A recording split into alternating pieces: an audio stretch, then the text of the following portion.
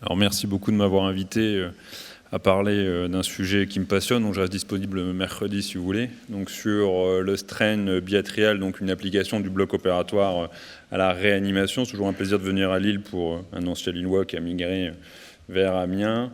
Les conflits d'intérêts sont essentiels avec Medtronic et Philips pour lesquels on fait de la formation.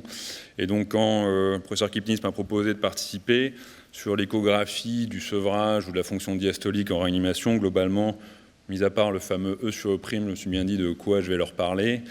Et donc je suis allé voir mes jeunes PH et mes jeunes internes pour comprendre un peu actuellement avec leurs nouvelles techniques qu'est-ce qu'ils faisaient. Puisque globalement, moi quand j'étais à Lille, j'avais ce bon vieux clapet. Maintenant, ils ont des téléphones tout neufs avec un clapet un peu différent. J'ai commencé l'écho avec l'IE33. En réa, ils ont un bel épi qui font de la 4D même pour poser les sondes vasculaires. Et j'ai commencé avec le fameux E sur A, E sur E', mais étonnamment, ils font toujours le E sur A et le E sur E', mais je me suis dit que là, effectivement, avec nos nouvelles technologies, il y avait peut-être un souci. Et donc, je me suis toujours demandé pourquoi, puisque quand on voit une belle 4 cavités en échocardiographie en ICU, tout le monde est d'accord, maintenant, on sait faire du TAPS, on fait de l'ONDES, on fait de la veine cave, on fait du Vexus, on fait de l'ITV aortique, on fait du E sur A et on fait du Doppler couleur. Donc ça, c'est tous les modes conventionnels, c'est ce qu'on vous apprend au quotidien. Et malheureusement, ou je ne sais pas, mais moi, quand je vois une écho cardiaque en 4 cavités en ICU, je vois du strain partout. Alors je vois du strain VG pour évaluer ma contractilité et le risque de faire des MINS pour les chirurgies non cardiaques. Je vois de la fonction droite pour évaluer mon titrage de la PEP et évaluer finement dans la RDS. Je vois du strain de l'oreillette droite pour apprécier ma décongestion, notamment quand il y a une insuffisance tricuspidienne. Et je vois surtout du strain de l'oreillette gauche pour évaluer ma dysfonction diastolique, évaluer ma précharge dépendance et aider dans le sevrage ventilatoire. Alors ça, c'est le strain, et vous avez bien vu qu'on peut faire du strain pulmonaire, mais à la base, en échocardiographie, c'est quoi le strain? Alors c'est juste une dérivation du speckle tracking, c'est une méthode échocardiographique comme le 2D. Le speckle tracking, c'est quoi? C'est on va analyser les speckles, donc les marqueurs acoustiques des ultrasons au niveau du myocarde. Donc vous allez avoir un niveau de gris. Vous allez leur appliquer ce qu'on appelle une région d'intérêt, ou ROI, avec un algorithme, et qui va traquer le speckle le long du cycle cardiaque. Donc vous avez ce qu'on appelle le speckle tracking. Au sein de la famille du speckle tracking, vous avez plusieurs techniques, dont le strain. Le strain, c'est quoi? C'est l'analyse de la déformation d'un objet selon sa position initiale, et donc vous allez analyser par speckle tracking le strain myocardique.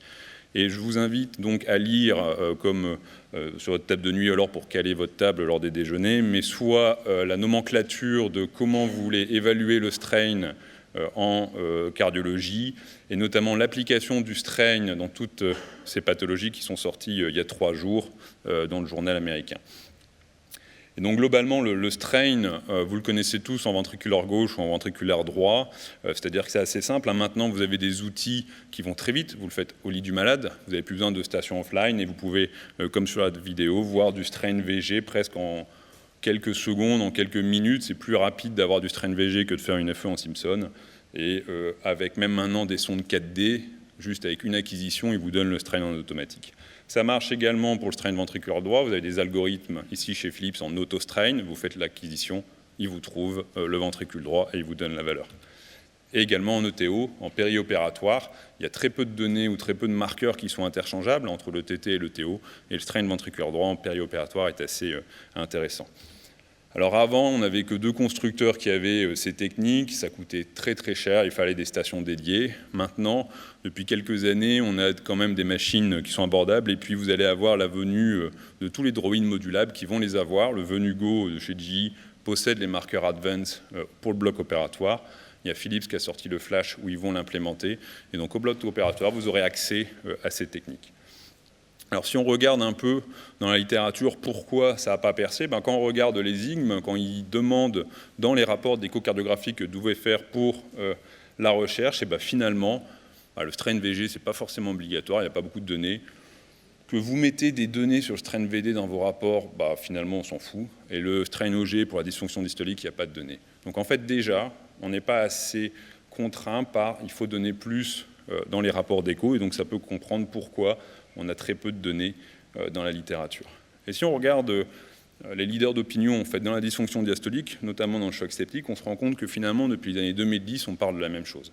Les premières études montraient que la dysfonction diastolique, ça tuait en 2012, avec le E sur A, le E sur E', avec toutes les valeurs que vous avez apprises. Puis en 2017, on s'est rendu compte qu'on augmente la capacité de diagnostiquer les patients qui ont des dysfonctions diastoliques.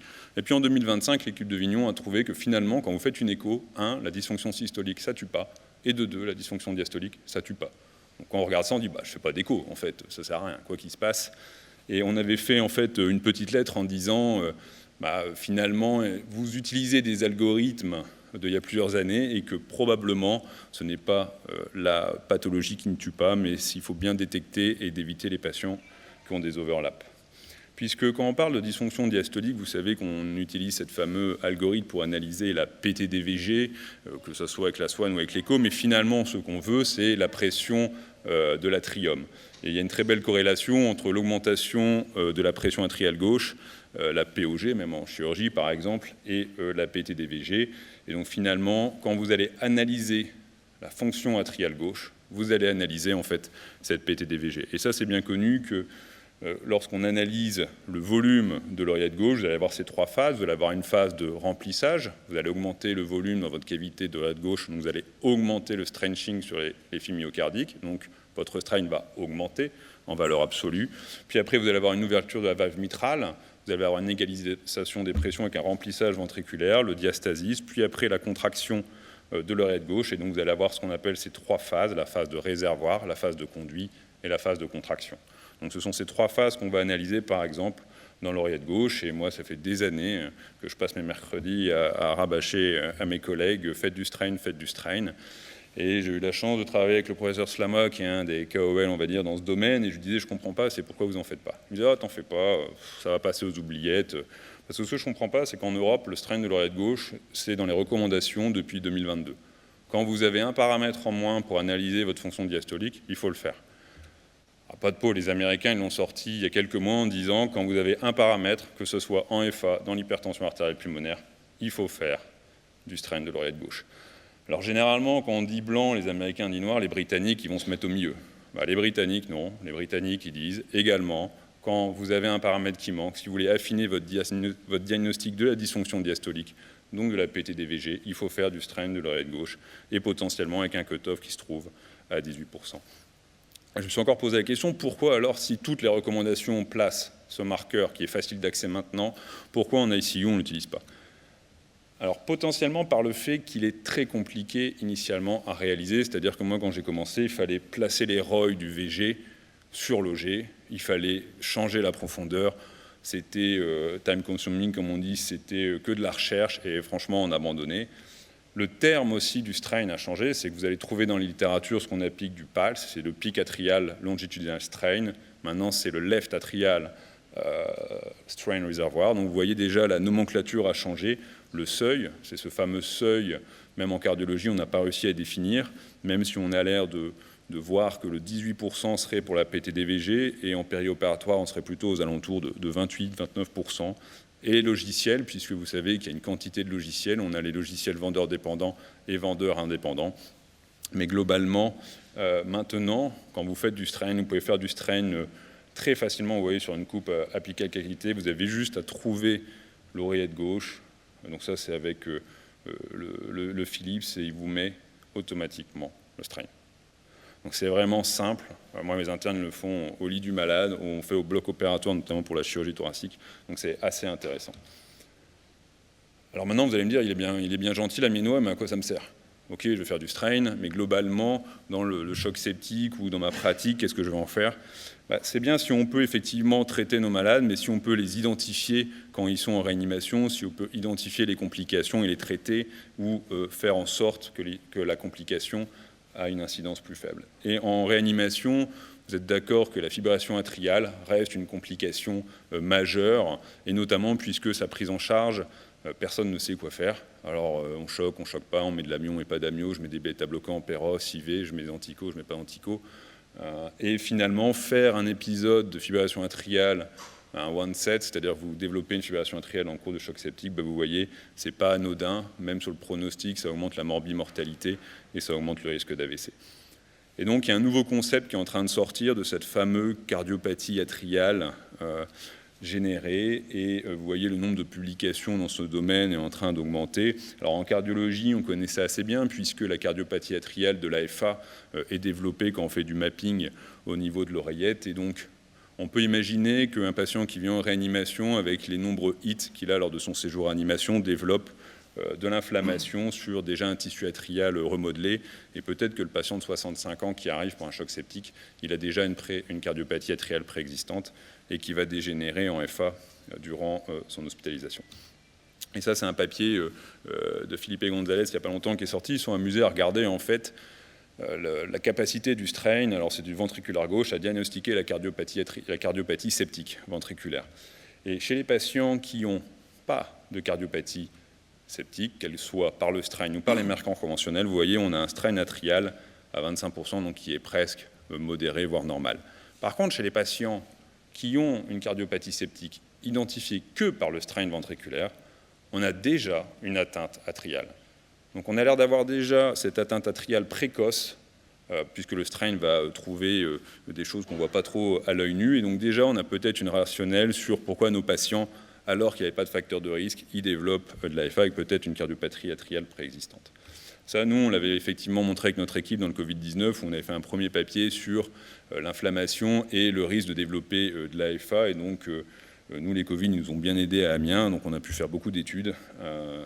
Et donc, on a pu effectivement montrer que le strain atrial permettait d'identifier précocement les patients qui faisaient un haut risque de faire de l'AFA durant le séjour en réanimation.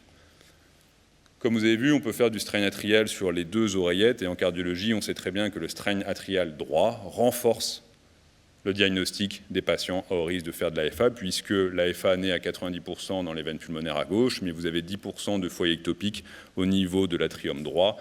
Et donc, chez les patients en choc septique, quand vous mesurez votre strain, le fait de faire du strain atrial gauche et du strain atrial droit, pour renforcer votre capacité à identifier ces patients. Mais également, vous voyez, ce sont les patients qui ont une fonction atriale normale. Ces patients-là, ils ont peu de risques de faire de l'AFA. Vous allez me dire à quoi ça sert. Ça peut servir peut-être à moduler vos catécholamines. Je pense par exemple aux nouveaux vasopresseurs, peut-être qui épargnent soi-disant les passages en FA, comme la vasopressine.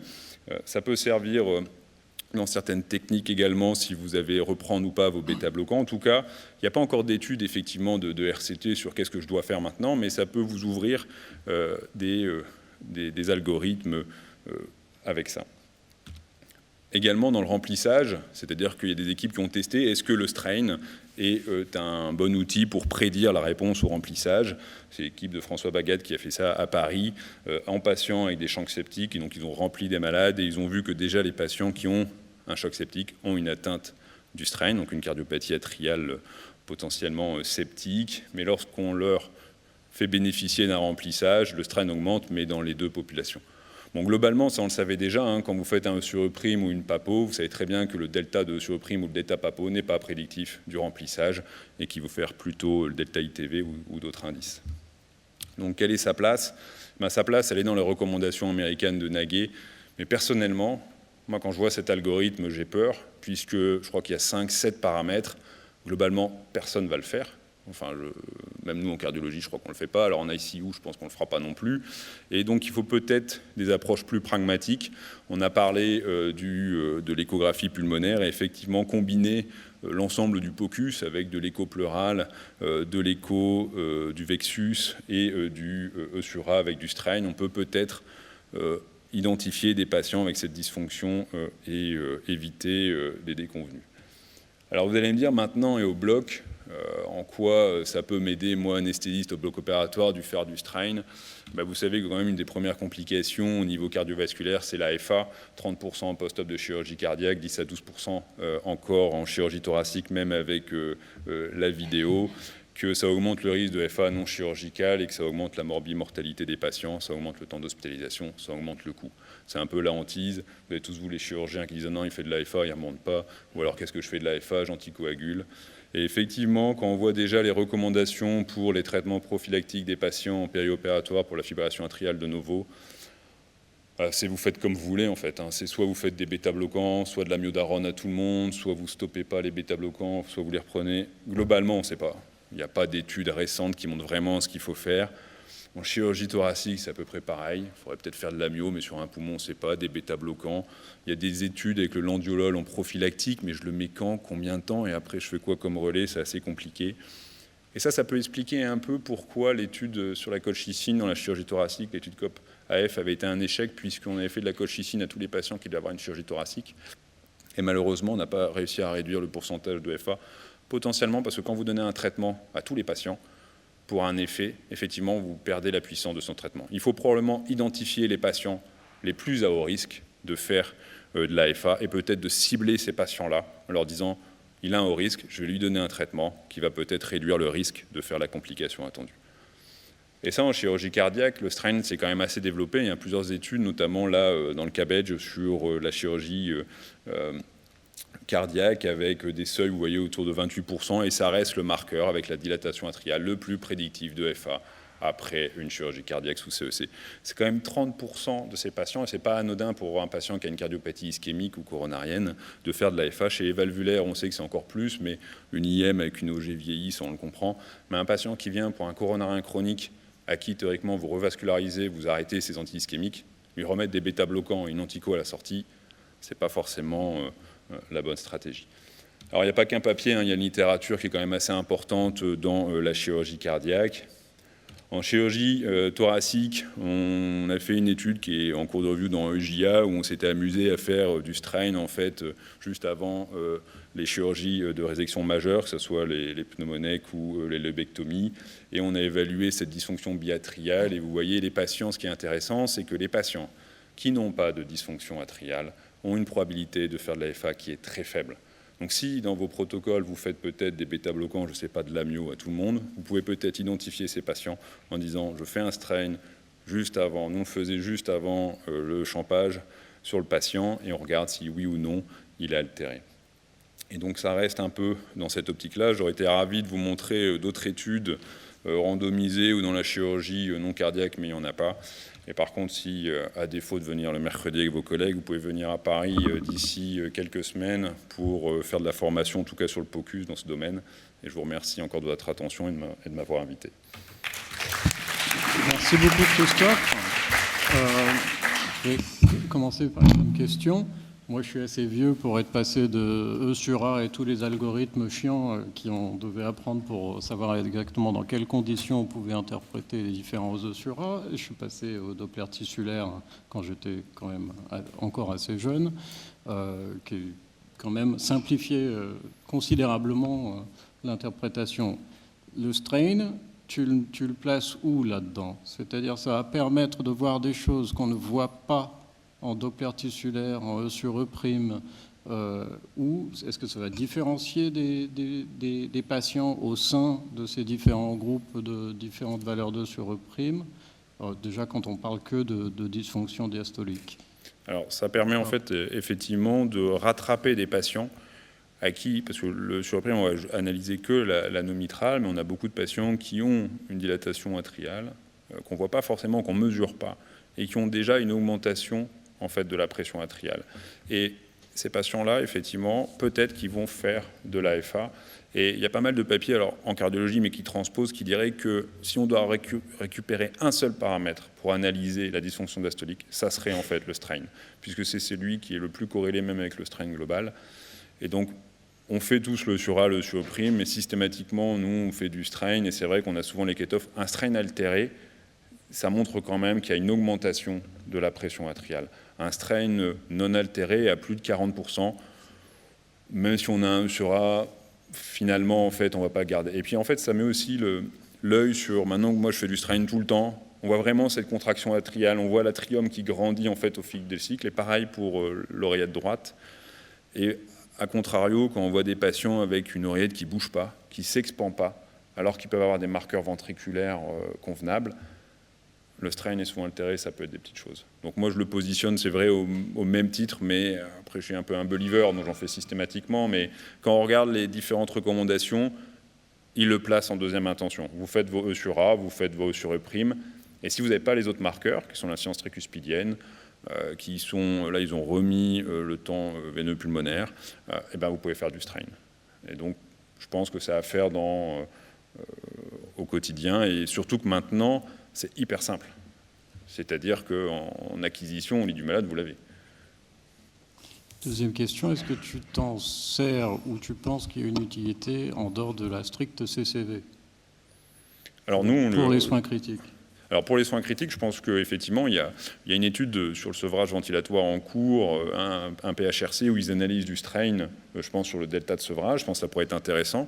J'ai un de mes collègues, on s'était dit qu'on allait également pouvoir le faire. Pour le remplissage, ça paraît être un marqueur.